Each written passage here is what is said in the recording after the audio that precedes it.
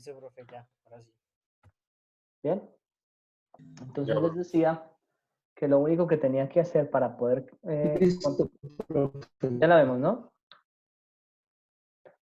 Lo único que tenía que hacer para modificar el programa de modo tal que me permitiese graficar el número de modos que yo quisiese es colocar otro for. Bien, acabo de agregar un clear all que se encarga de limpiarme todas las variables. Y cuando voy a calcular el beta lo hago fila, todas las columnas. Entonces, cuando n es igual a 1, me calcula todas las frecuencias. Luego, cuando j es igual a 2, cuando j es igual a 3, me calcula 3 cortes, 3 modos, y lo grafico. Entonces, el de la fila 1, el de la fila 2 y el de la fila 3. Eso es lo que ustedes van a observar al final. Observen claramente lo que está sucediendo. Se disparan una determinada cantidad, ¿cierto?, de modos, y el primer modo, por teoría, el primer modo que se dispara se llama el modo fundamental. ¿Por qué se le llama modo fundamental? Porque es a partir de ahí que la guía de onda, en este caso, aproximadamente para 1.5 gigas, es ahí cuando la guía de onda empieza a transmitir. Transmitiría de manera óptima entre el modo 1 y el modo 2, es decir, en este caso entre 1.5 y 3 GHz. Así que su ancho de banda es igual a su frecuencia de corte. Eso es algo importante que lo tengan en cuenta. Bien sea para modos T o para modos TM, no interesa. ¿Claro está ahí?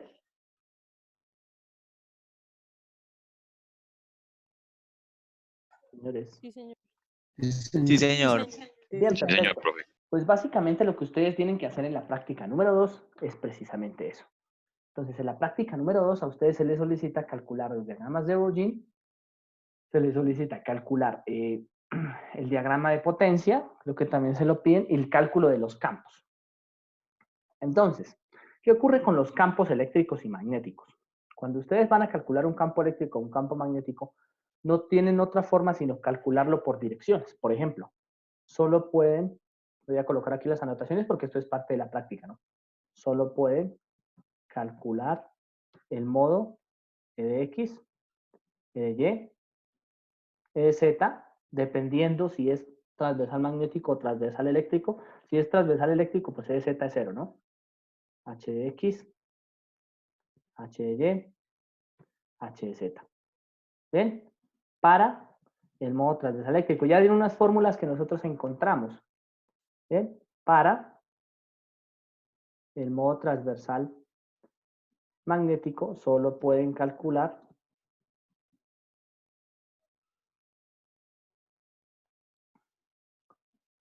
E de X, E de Y, E de Z, H de X, H de Y y no más, porque ya saben que el E de Z es 0.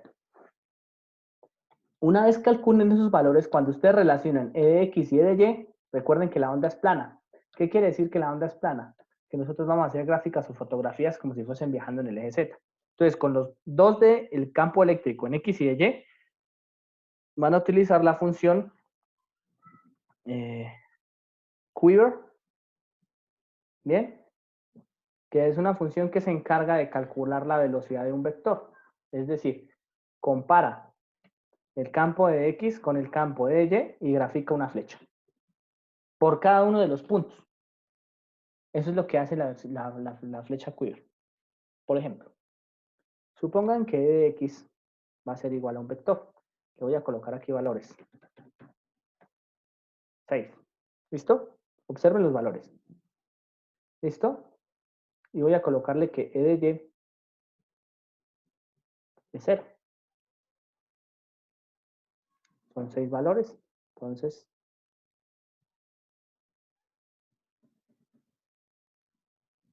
es un vector de ceros. Eso le va a pasar a ustedes porque su vector es de ceros. Hay un vector de esos que les da ceros, recuerden. Cuando calculan E de X, E de Y es 0. Cuando calculan E de Y, E de X es 0 en cualquiera de los dos modos, transversal eléctrico o transversal magnético. Y ustedes le dicen Quiver, le piden el vector E de X, le piden el vector E de Y, creo que también necesita las coordenadas. Bueno, si funciona bien y si no lo tendrán que revisar. Y ahí les va a dar un resultado. ¿Cuál es el resultado? Miremos el ANS. Uy, ¿dónde está el antes? Voy a darle un valor para intentar detectar qué fue lo que me dio. Debería haberme sacado alguna gráfica al menos de un valor. De pronto lo tengo por aquí en la esquina. Pero me cierro acá.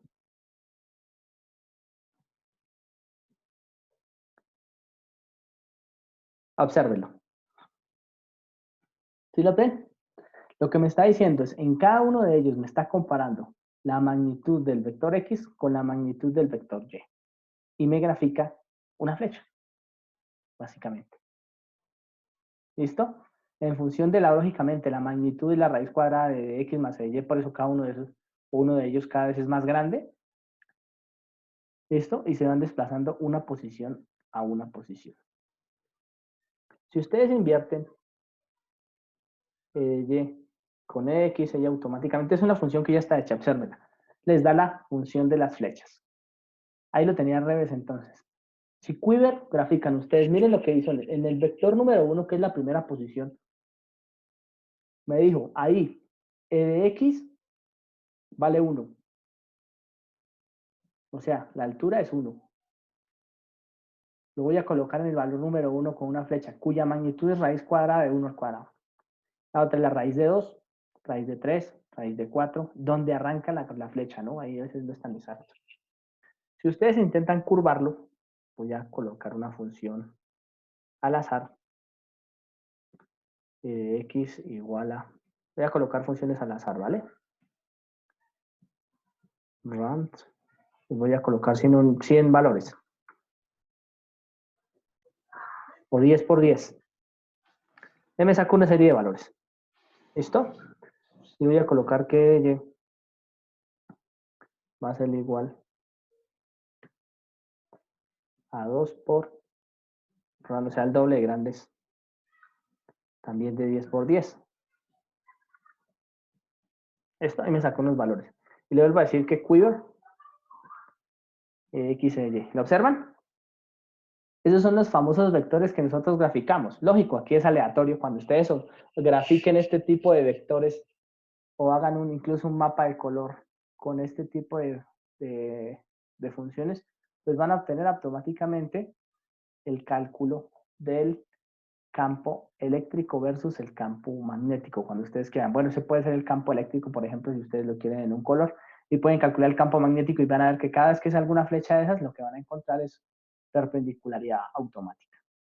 Bien, ese es el objetivo, que ustedes saquen cómo es la fotografía de la onda en un determinado campo. ¿Qué fórmulas utilizan? E de X y E de Y ya los conocen. H de Z o E de Z tienen que calcularla.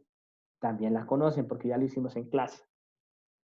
¿Listo? Y grafican este tipo de cosas.